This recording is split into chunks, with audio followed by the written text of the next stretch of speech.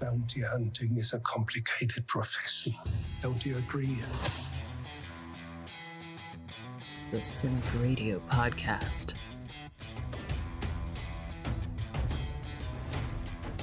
Hi, I'm Chad L. Coleman, Tyrese from The Walking Dead, and Cuddy from The Wire, and you are listening to the Cinik Radio podcast. Here your host, Cinik.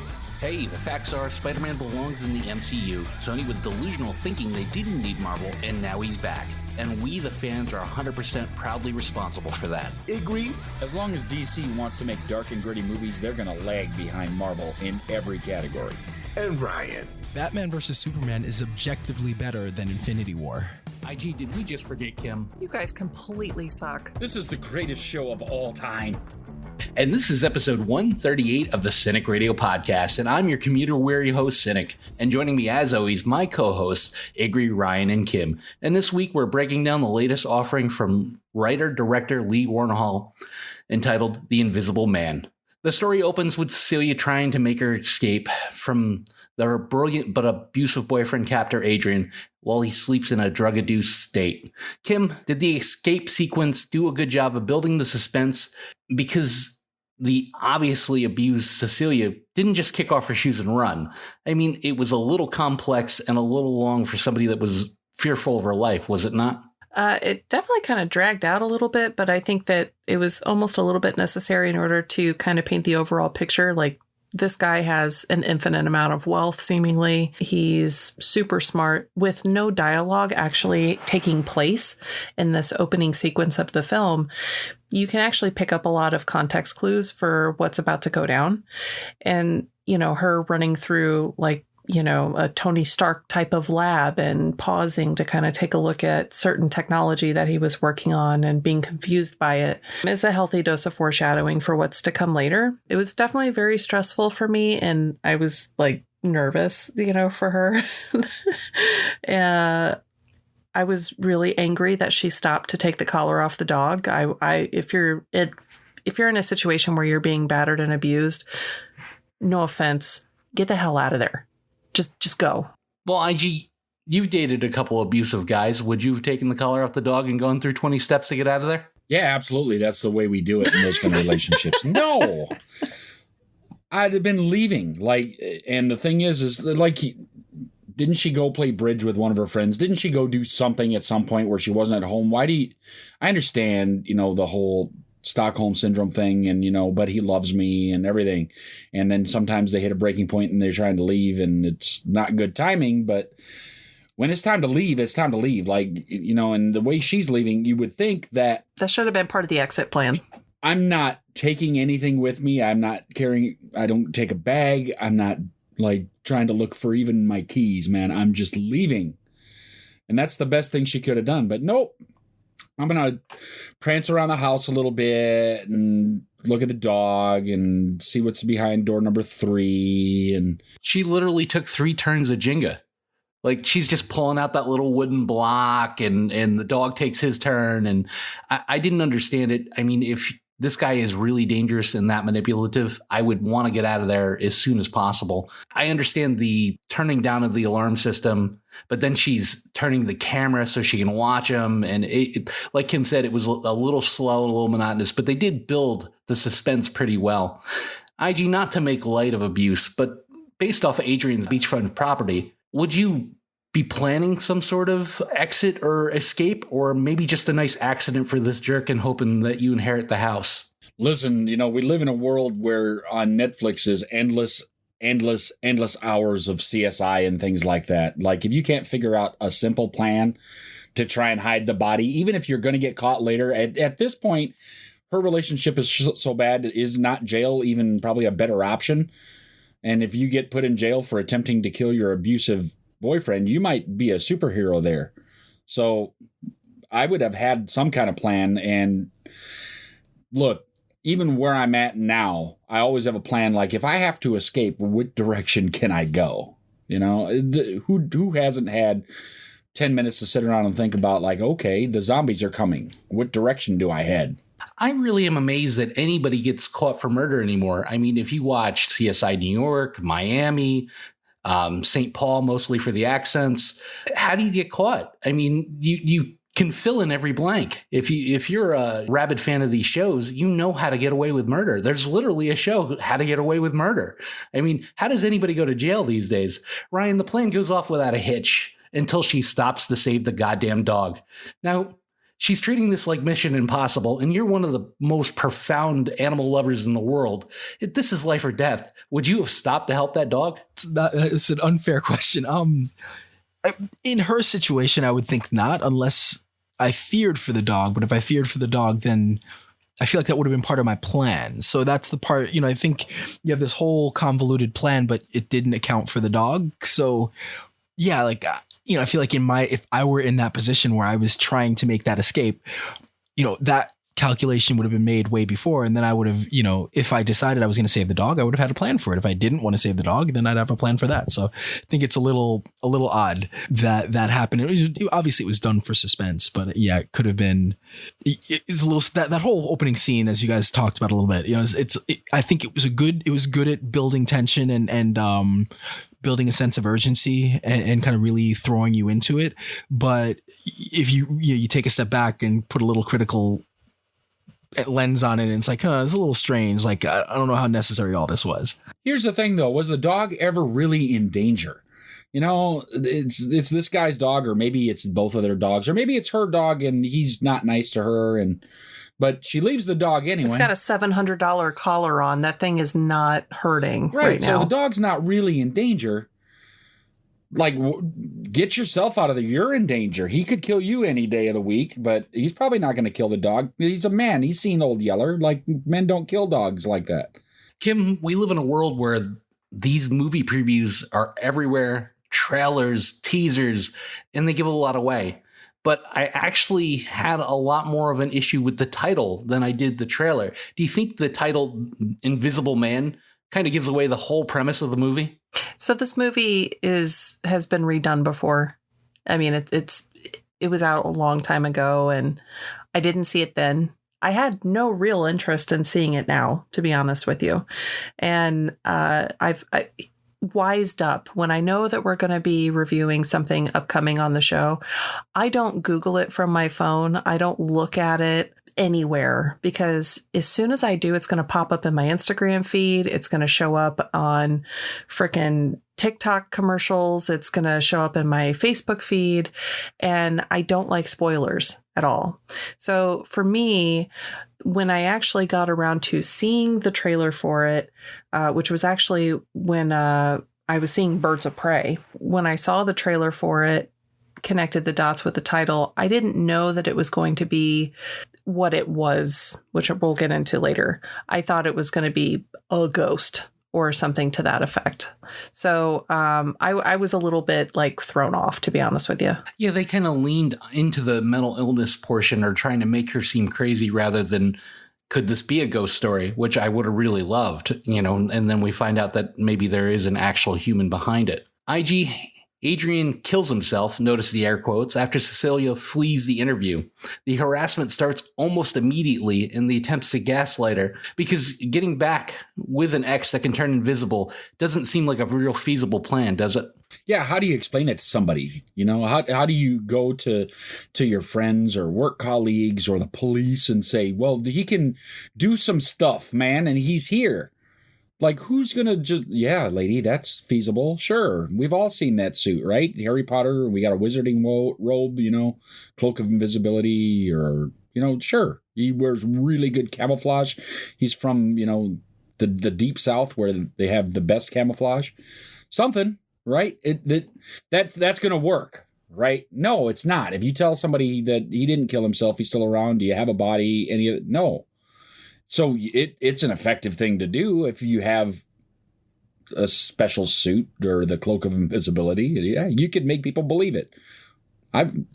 Nobody else would believe it. Like, if somebody came and told me, yeah, there's a dude walking around the backyard, except you can't see him, I'd be like, yeah, there's no dude walking around the backyard. It's not there. Do you think with the effects, though, they made it a little bit too obvious that he was in the room, and really could have played more on the mental aspect of it and made it less obvious to kind of play up the fact that she very well might be insane, and this is why this is going on? Like, she still thinks he's alive rather than he actually is? For a while, in probably the first half of the movie, there were some times where I thought that it was more just her mental health. Like she was just so abused, so beaten that this was true. And then there came a very specific scene where she thought something was going on and she went out the front door and it was apparently cold outside and she was standing out there and you could see the breath coming out of her. And then you saw from behind her a breath come out from nothing.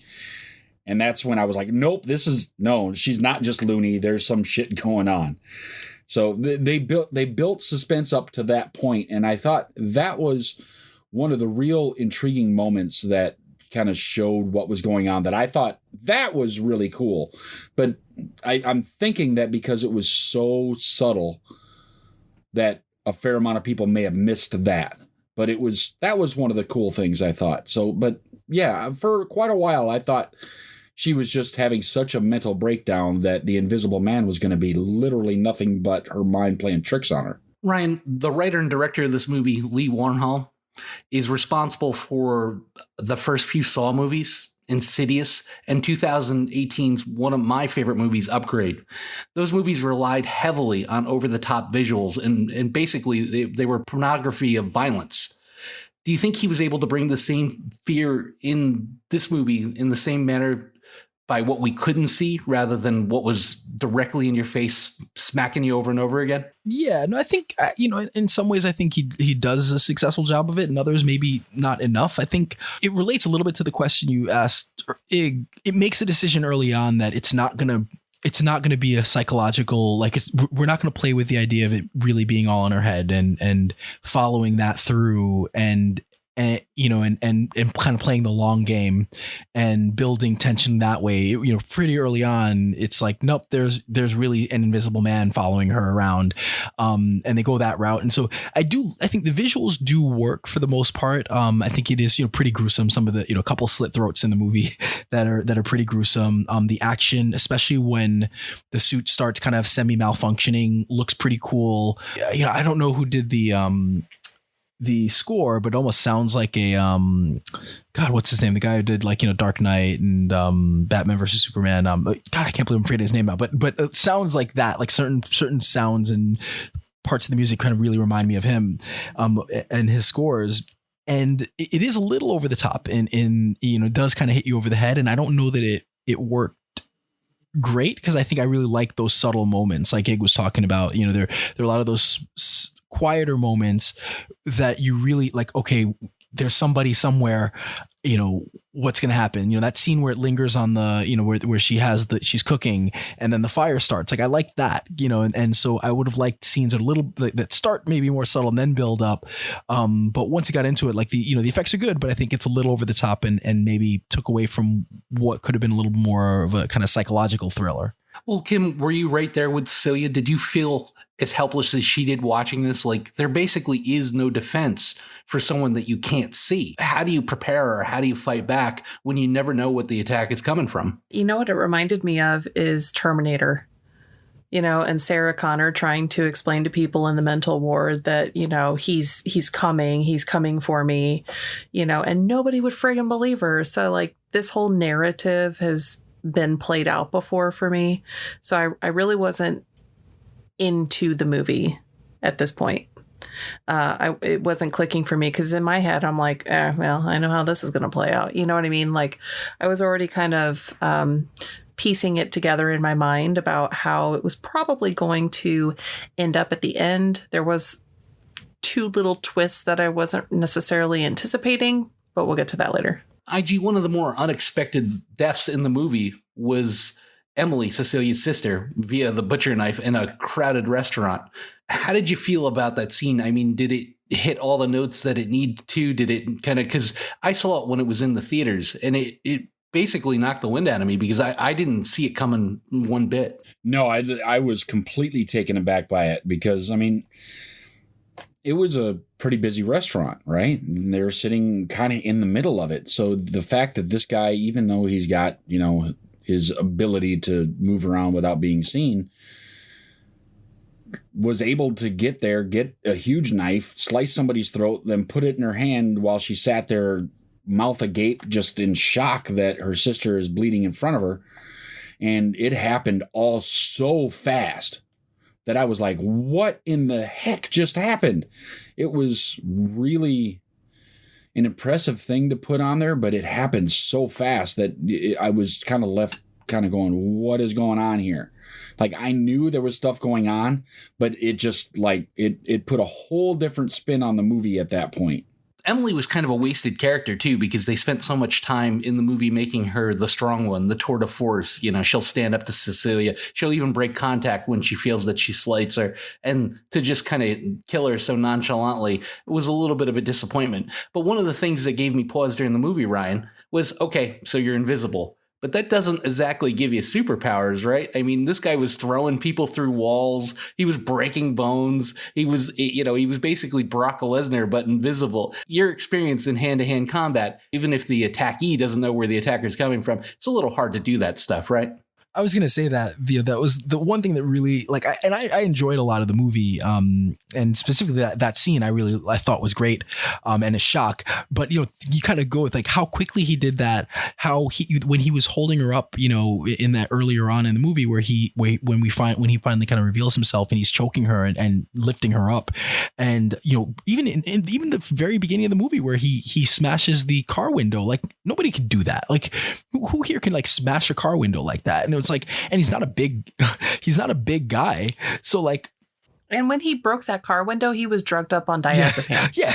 So it's like, so he, in addition to the suit, he was like a superhero. So that was a question that because we kind of felt like, how is this guy so strong? Like he was taking bullets and taking shots and just like a monster.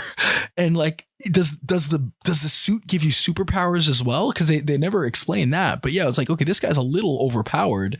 And you're right. Like if, even if you're invisible, like someone grabs you, that you shouldn't have that kind of power. So either he had a hell of a training regimen and he was like, training, 8 hours a day or the suit gave him powers. But that did take me out of a little bit because it was just overpowered. It was like this, he might as well be a superhero. Well, IG, how long would you keep Cecilia as a house guest when she starts freaking out like this? She's smacking your kid in the head. She's throwing coffee all over the place. I mean, she dumped paint all over your attic, and she's claiming her quote unquote dead boyfriend's now stalking her. How long is she going to be welcome at your house? Probably about 2.5 minutes. And then, yeah, you got to go somewhere else. Because even if it's true, all right, even if your dead boyfriend is stalking you, well, now he's in my house smacking my kid, dumping paint all over, throwing coffee at people. Like, all right. This is where I draw the line. You can't have your dead boyfriend in here doing this shit. There's limits on, even if your live boyfriend was in here doing that, you couldn't stay. So obviously, if it's the dead boyfriend in here doing it, and if it's a spirit or something, like you need to take that angry spirit and go elsewhere. So yeah, it's not going to last real long that you're going to be welcome in the house, family or not.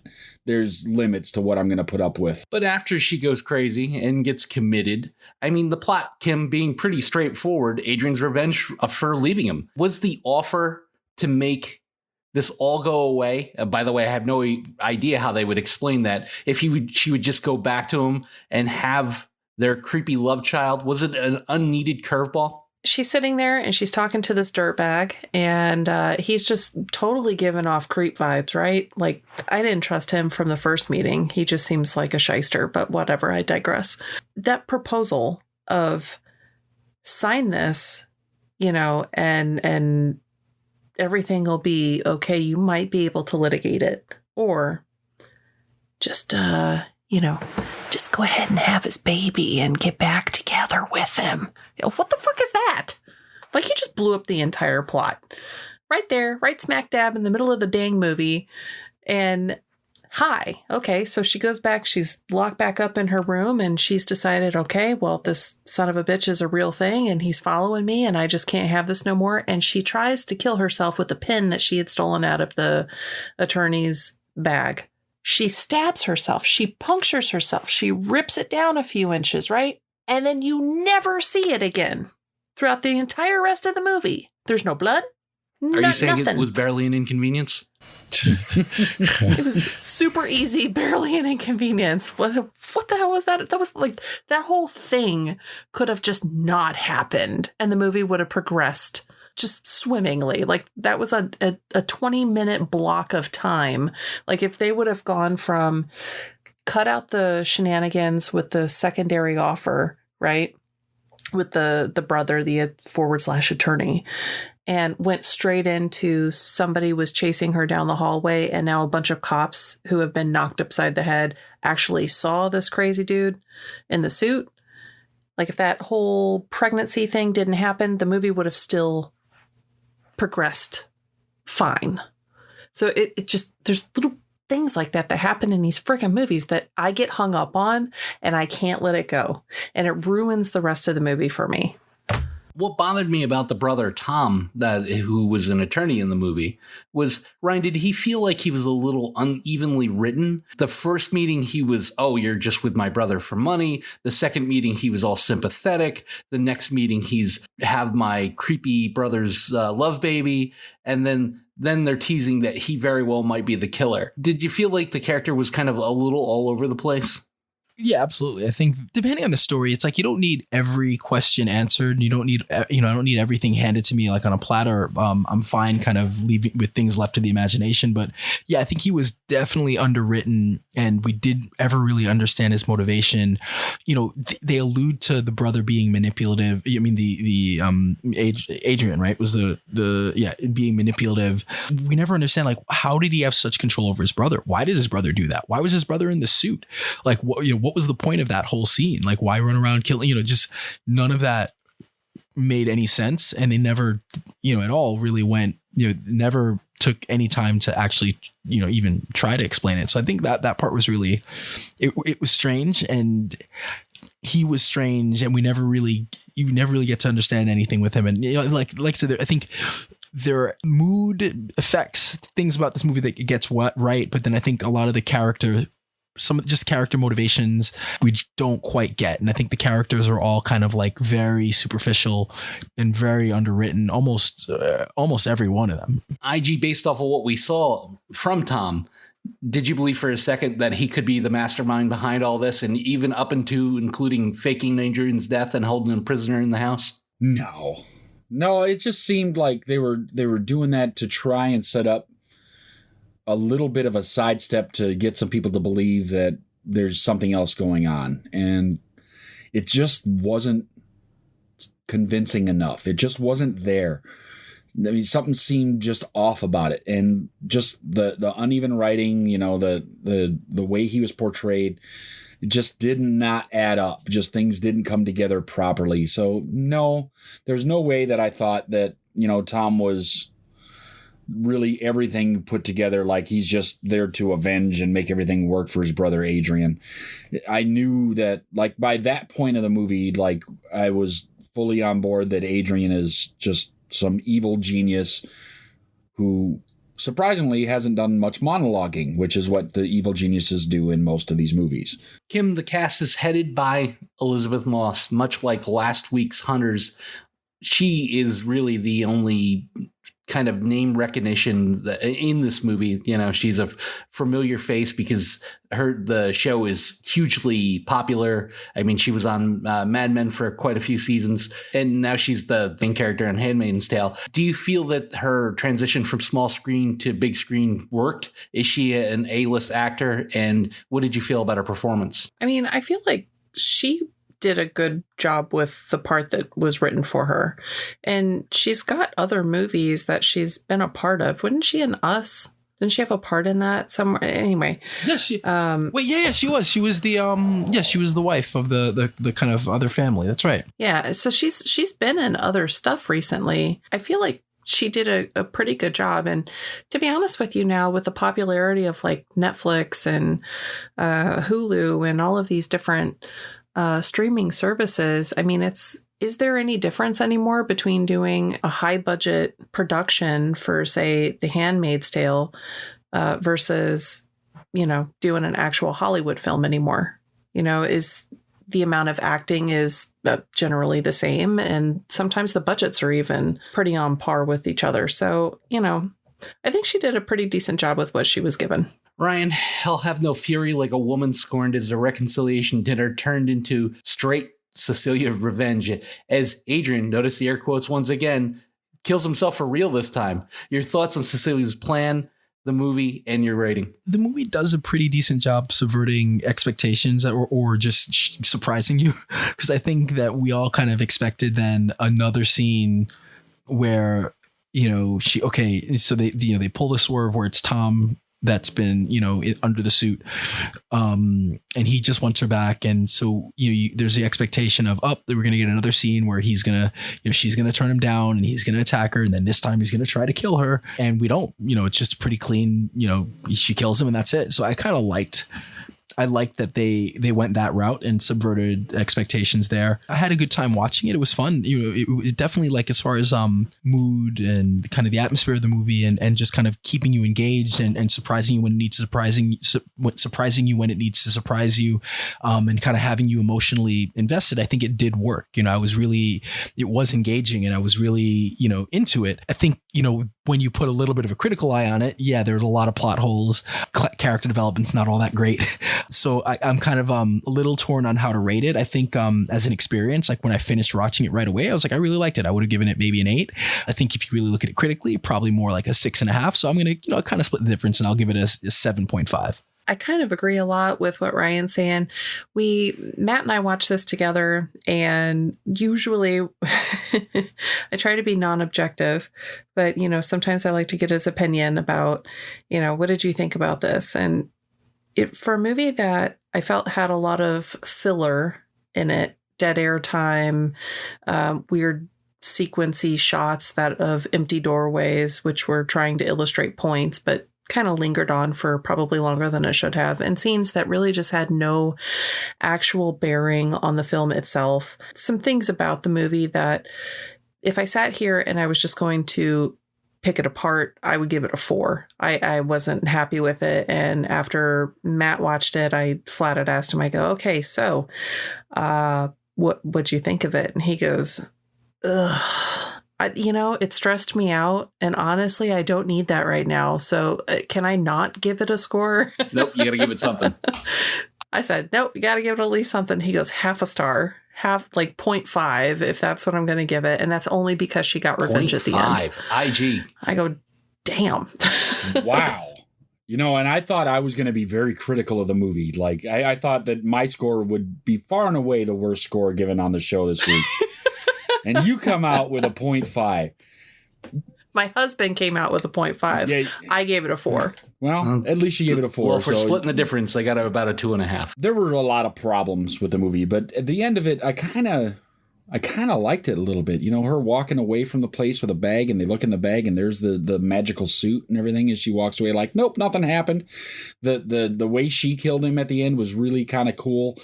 I think that redeemed it a little bit. But in the end, there were just enough things in this that bothered me that kept me from really enjoying it. There were things that took me out, but there were things that I enjoyed. So I kind of am in the same place with Ryan. Like, the initial experience was good enough that, I kind of liked it. I wasn't quite as high as Ryan was with my initial thing.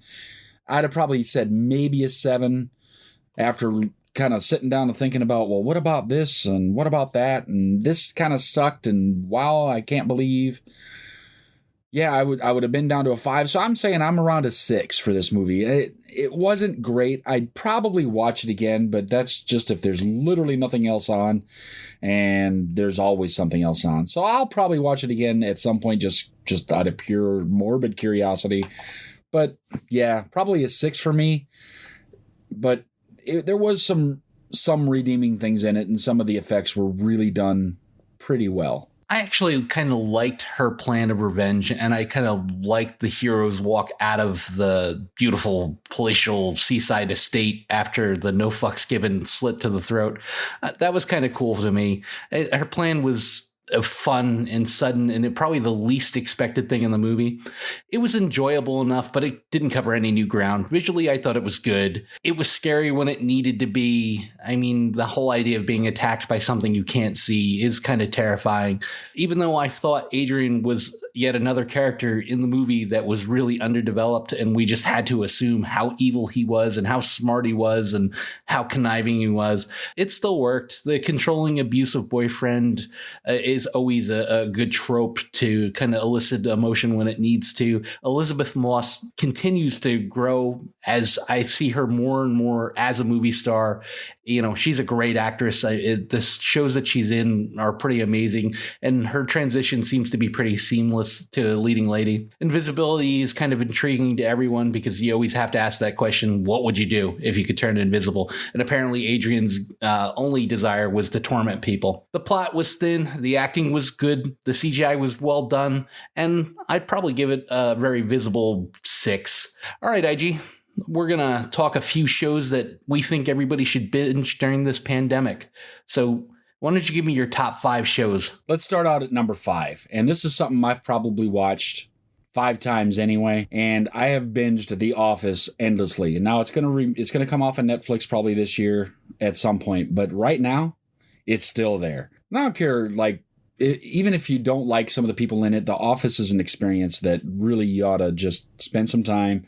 And there are, 9 or 10 seasons of it available. It's going to eat up some of your time, but it is so good. And you're going to just become entrenched in some of these characters. So The Office is number 5 for me. Yeah, I agree with that totally. I'm not much of a love story guy, but Jim and Pam are my favorite couple of all time.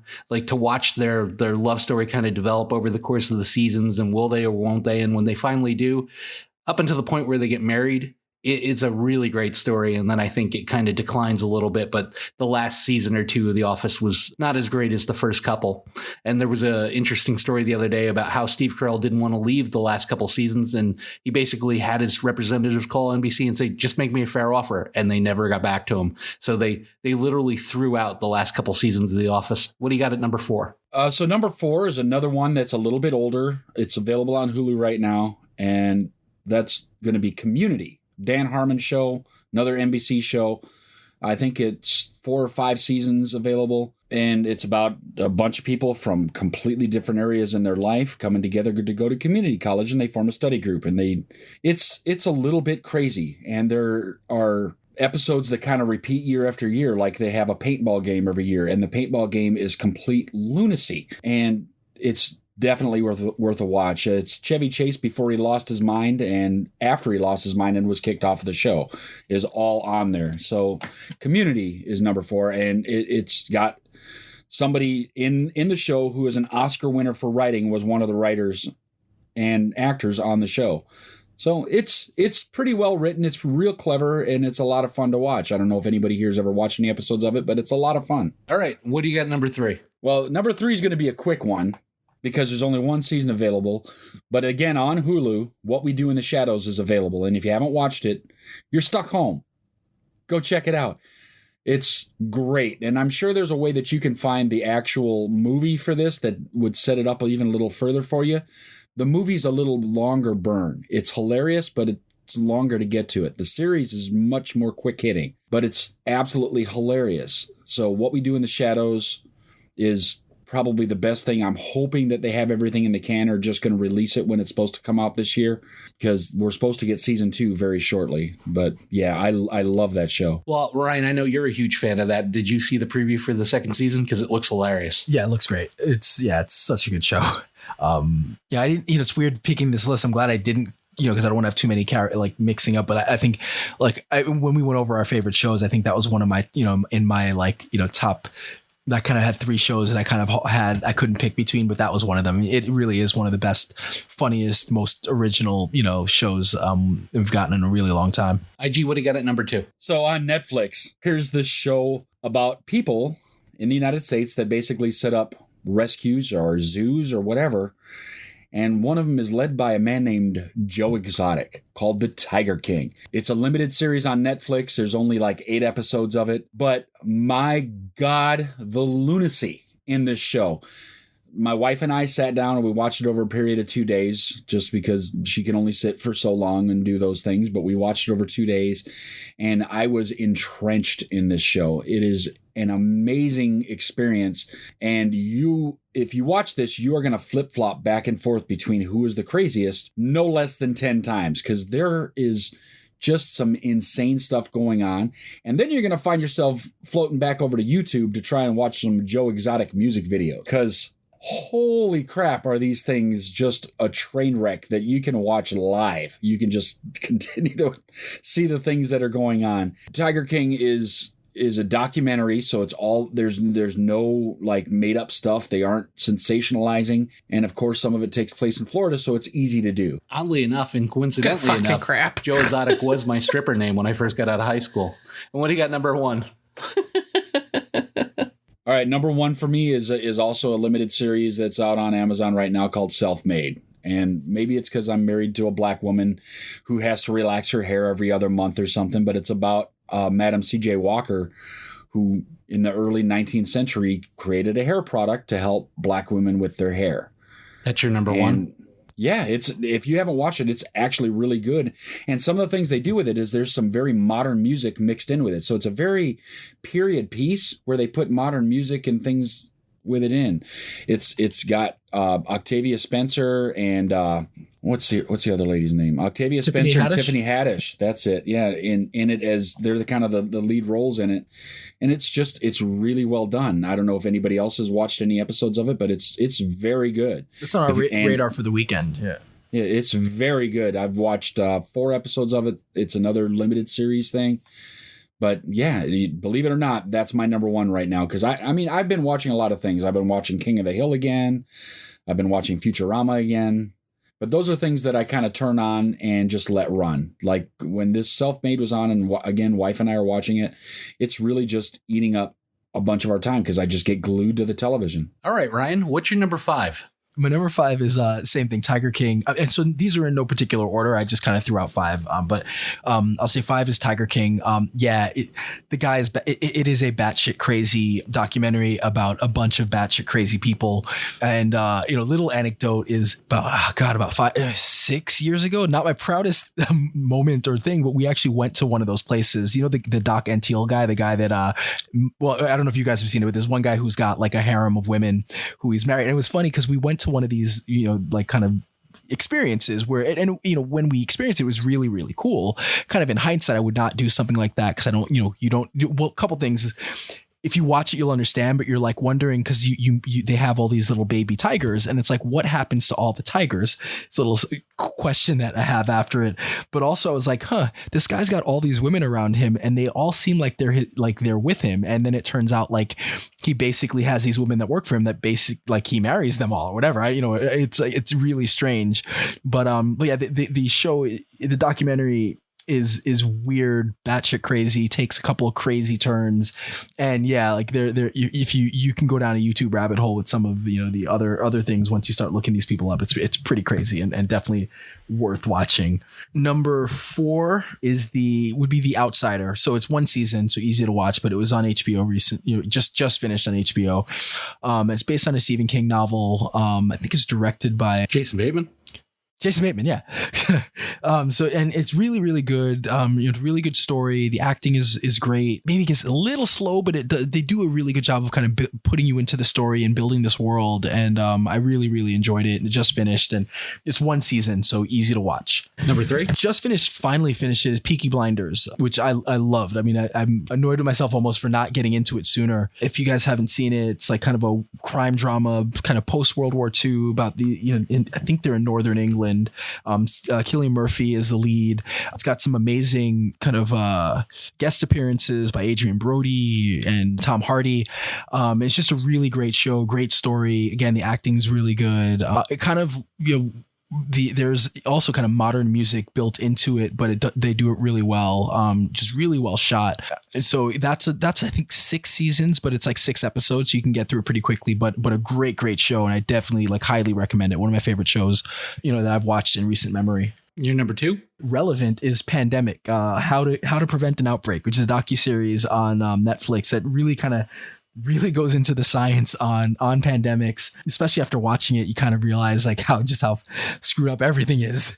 I think it was released early this year. I don't know if it was released before or after kind of things started in China, but definitely relevant, definitely insightful, and really interesting. A really interesting show to watch. So I'd definitely recommend it if you're sitting at home and you want to terrify yourself a little bit more about what the future holds. What's your top choice? My top choice, I'm going to go with Clone Wars. I think I watched maybe the first season when it came out, and then I just did not watch any of it. after. And, I finally picked it back up recently and finished it a week or two ago. And it really is great. Like, I think it really, after about the mid-second season, it really picks up and they just have some amazing stories, some great characters. And, if you're, especially obviously if you're a Star Wars fan, I think you really, really should watch it. And even if you're not, like, or, if you're you kind of like it, it's a really, really great show. Easy to watch because the episodes are 20 minutes or so. Yeah, I just really love it. Like, I think it's a great show, great characters, and definitely worth watching, especially if you're a fan of Star Wars. Some solid lists. Kim, what do you got at number 5? So my list is a little more lighthearted than Ryan's. Lots of pandemic and doom and gloom. I like a little bit more cheery stuff. So number 5 on my list is The World According to Jeff Goldblum. It's on Disney Plus. If you haven't seen it, he's hilarious. And it's basically him going around and it's almost like he's discovering very simple things for the very first time. How are tennis shoes made? Sounds ridiculous, but we all know that every single one of us are guilty about binge watching how it's made. So the commentary for him and how lighthearted it is, and he takes it and there's like animation that goes along with it. And it's really just something you have to check out for yourself. If you haven't seen it, there's an entire season of it already up. I think there's like 17 or 18 episodes already, and it's totally worth putting on your must-watch list. Number 4 for me, and no matter how many times I've actually seen the show, I could totally rewatch every single episode in sequence, both me and my husband, and that's Rick and Morty.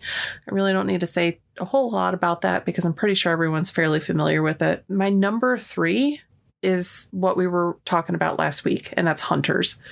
If you haven't checked this out or you haven't listened to the last podcast that we did, you need to go back to episode 137 on the website and you need to check that out because this show is freaking awesome, right? And I love absolutely everything about it. And there's not a whole lot that I can say that we haven't already covered after reviewing the first episode, but I'm really hoping that we get to touch base on the rest of the season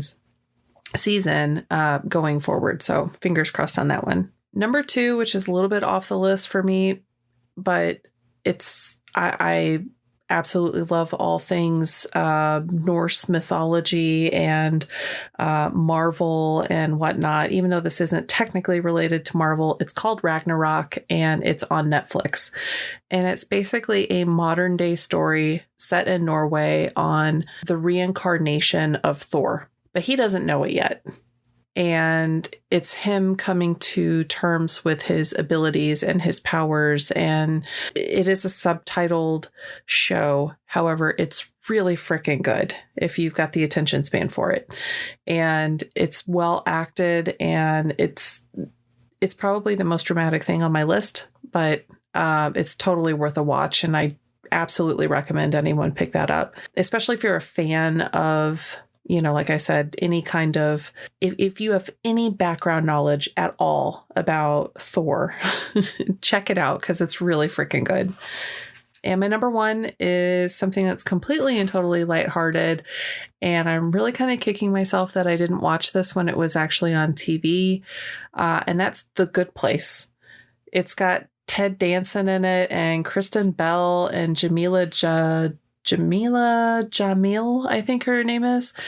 And it's so good. Like the acting in it is really, really great. And it's just comical. Like you think Ted Danson is a god and these people end up in what they believe is heaven because they have everything that they ever wanted and their perfect soulmate is there. It's a fantastic show. And we're in the process of watching it. We're on season 3 right now, and we've probably watched the first 2.5 seasons over the course of like the last week and a half. So that's my number 1. It's a lot more traditional of a list and pretty predictable, but as we're recording this, we're hours away from season 3 of Ozark. And I am super excited about it. One of the more darker, grittier shows to come down the pike. And I've been waiting for this season for quite a while now. Jason Bateman is amazing in the show. And they kind of left on a little bit of a cliffhanger. So I'm excited to see how Ozark season 3 pans out. Number 4 for me is Better Call Saul. We're about midway through the 5th season with 1 season to go.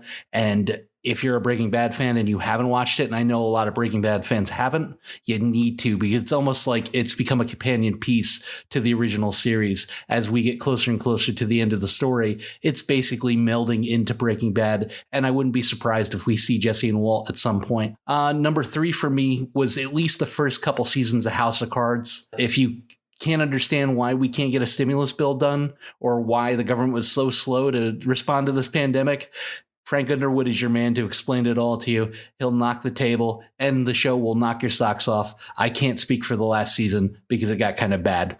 Number 2 for me is, number 1 and number 2 could be in either order. But if you've yet to see Breaking Bad and you've listened to your friends and family and coworkers talk it up, it is everything that it's sold for. It's just an amazingly written story of watching an everyday man turn into just a drug kingpin, and yet they somehow still make him a semi-likable character, and you almost empathize with his plight. And number 1 for me is the show that, if you know anything about me, I talk it up day and night, and it's the beginning of my love affair with Idris Elba, and that's The Wire. You don't get any better than The Wire, because from season 1 to the very last season, it's a cop drama that spins through many different areas of the Baltimore underworld, but somehow keeps the coherent storyline and the characters that you love still attached. And it's launched as many careers as any show that I can even think of. You're just going to love it. I hope at some point that we get around to actually reviewing some of the episodes, because it's some of the most well-written characters I've ever seen on TV. And that's pretty much it for our top 5 list. I hope everyone takes the time to take advantage of it and watch through some of these shows. I mean, I like the fact that they're all distinctly different because we all have different tastes. Maybe next week we'll do some movies that people need to catch up on. But until next time, IG, don't get captured. Follow the podcast on Twitter, Facebook, and at CINIKRADIO.com. Available for download on iTunes.